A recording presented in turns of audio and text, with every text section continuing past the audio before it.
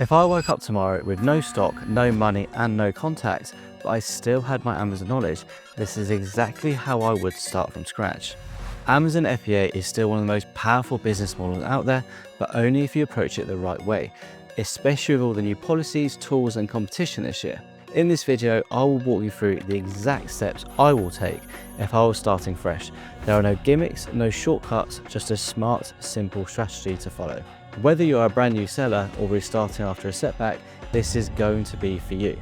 Let's get a few things clear before we dive in. So Amazon FBA in 2025, what has changed? So there are tighter selling restrictions. Amazon's product compliance is stricter than ever. It's never been harder to get ungated, but still very much possible. So it's so important to have your supply chain documents in place, i.e. invoices. Secondly, there are now so many more powerful tools around and everyone's got access to all this data. So it's less about what tools you use, but more about how you use them. There are also a lot more smarter buyers. They check reviews, shipping times, and listings more regularly, so the laziest sellers get left behind and buried. So what is it exactly that I do? So for those of you that don't know, I do online arbitrage while selling things on Amazon. This is where I buy discounted clearance items from your usual UK retailers online, like Argos, Boots and Very. I resell them on Amazon for a profit, and Amazon handles the shipping, storage and all of the customer service for me. So you're probably thinking, why would you want to start with retail or online arbitrage rather than any other business model on Amazon? Well, there are a few reasons for this.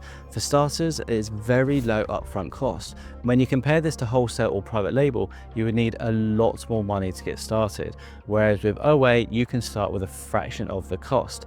Secondly, there's no need to create your own product, create your own brand, or deal with import issues, or even advertising or anything else like that. And lastly, it's down to speed. You can literally get started straight away today if you wanted. You don't need to wait for suppliers to get back to you about opening up accounts, no need to wait for manufacturers, no need to design anything.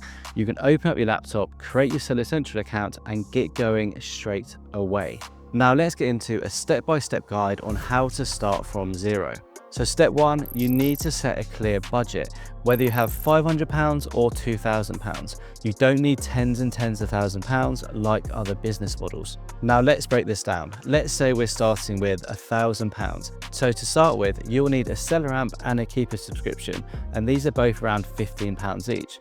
So let's say we'll cover ourselves straight away for the first 3 months. So this is going to put you back £90. The reason we are covering ourselves for this long is because you need time to learn how to source, send the products in, wait for them to sell, and then wait for Amazon to pay you.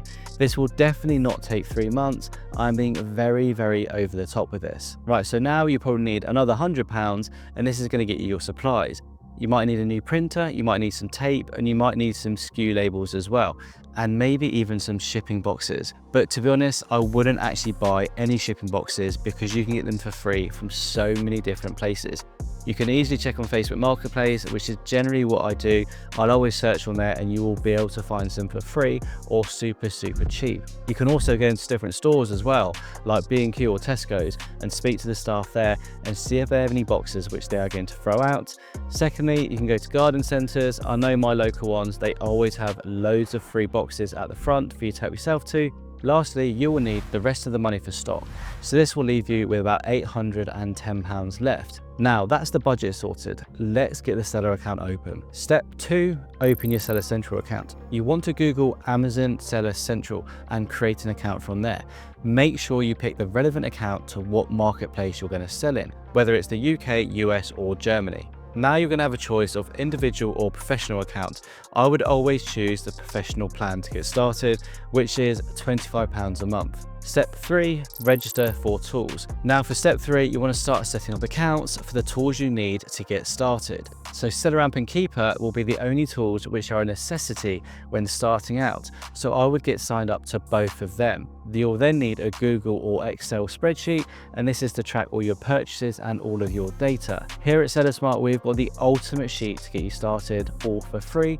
I've linked it below, so get it downloaded if you need one because it will help you out so much. Now, step number 4, this is where you will find your first few products. This is the part everyone is probably most likely going to be interested in. We've now got about 800 quid, which we need to spend on stock. Personally, with this capital, I would start with retail arbitrage. This is where you would physically go into these retail shops and look at their clearance sections for deals. The beauty with RA is that you can actually find some very high and very good margin products, which is ideal when you're first starting out, because you want to get as much for your money as possible at this stage and search for the highest ROI products to turn your capital over most effectively. When doing RA, you can generally find some very cheap products to flip and for very good returns as well. And the products you tend to find are generally going to be very unsaturated, as these deals won't be in every single store across the country, and they're more going to be specific to the store you were just in. So this is great because not everyone can get their hands on them,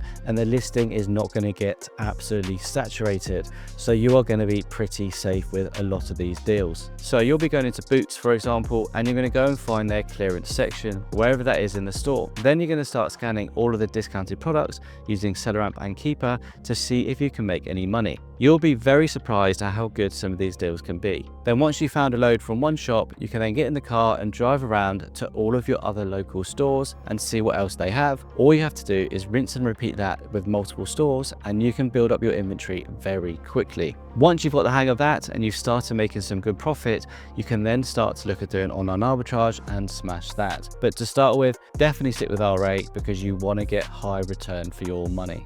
Finally, step 5. So this is where you're going to prep and ship your first box to Amazon. So once you've purchased all your first few products, you're going to want to add them to your inventory and get them shipped off to Amazon so you can actually sell some things. So go and create a shipment and follow Amazon's guidance on how to label and prep your products. You want to make sure you label your products properly and attach the right SKU label to each product so they don't get lost in Amazon's fulfillment centers. Then you want to fill up a big box with as much stuff as possible. Ideally, the more stuff you fit in the box, the better, as it is cheaper per unit to send. The shipping is roughly £3 to £4, so if you only have 10 units in there, then the shipping cost will eat up a lot of the margin in your products, as opposed to if you're sending 50 units. So definitely fill up that box with as much stuff as possible and get that cost per unit down.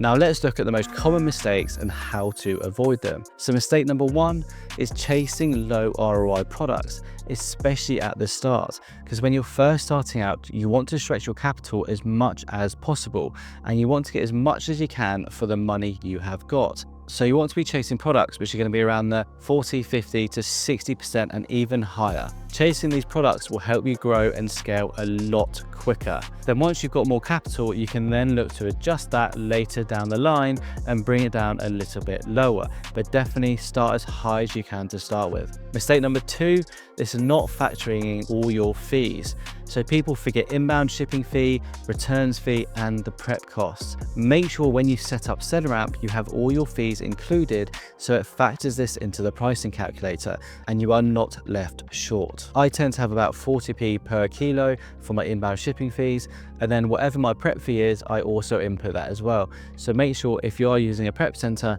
understand what your prep fee is and make sure you add that into SellerAmp. Mistake number 3, looking for products with a low sales rank. So if you buy a product with £2 profit, then it doesn't really mean much if it's going to take you a month to sell it. Ideally, when you're starting out, you want to turn your money over as quickly as possible. So you want to look for faster selling items which sell roughly 50 to 100 times, if not more, every single month. Now these are some of my pro tips and best practices. So pro tip number 1, join a Discord group or an OA lead group. You're going to want to leverage the community knowledge as much as possible. You will find winners a lot faster, and you can also network with other sellers in these groups. And you can also watch how other sellers analyze these deals in these groups. This in turn helps accelerate your own learning experience and makes you see things from another point of view which you may not have seen before. Pro tip number 2 is building your own tracking system very early when you get started. So don't rely only on software dashboards to start with if you have low capital. As long as you have a good spreadsheet in place, then that is all you really need. As I've said, I've linked the free one below, so check it out and get it downloaded. You can use this spreadsheet to track your purchase date, buy cost, selling price, fees, and your profit, and it will save you so much time having everything so clear and concise straight in front of you. So pro tip number 3 is spend 30 minutes a day learning and 90 minutes a day actually doing what you're learning. So you want to watch as many YouTube breakdowns as possible. You want to watch FBA podcasts and soak up as much information as possible everywhere you can. But make sure you're also sourcing as much as possible, and don't forget to get your items shipped off as quickly as possible. Now you know the basics, let's try a 3-day little challenge to get you started. So day 1, you want to open up your Amazon seller account, register for a trial of SellerAmp and register for Keeper. And day 2, source 3 products with at least £4 profit. Double check their data in Keeper and SellerAmp and add them to your spreadsheet. Day number 3, buy 1 to 5 units of each, prep them and ship them off. And then finally, you want to track their performance over 2 weeks. So why do you want to do this? Well, you're going to get live market feedback with very low risk. And this is exactly how you learn on Amazon. Starting FBA is not about hacking the system. It's about smart, small moves done consistently over and over and over and over. So you want to start small, gather as much data as possible, then you can start making better buys the next time and rinse and repeat over and over and over again. Building an Amazon business is all about making smart moves repetitively. If this video helped, then drop a comment below and I'll respond to every single person. Like and subscribe, and make sure you hit the bell so you don't miss next week's video.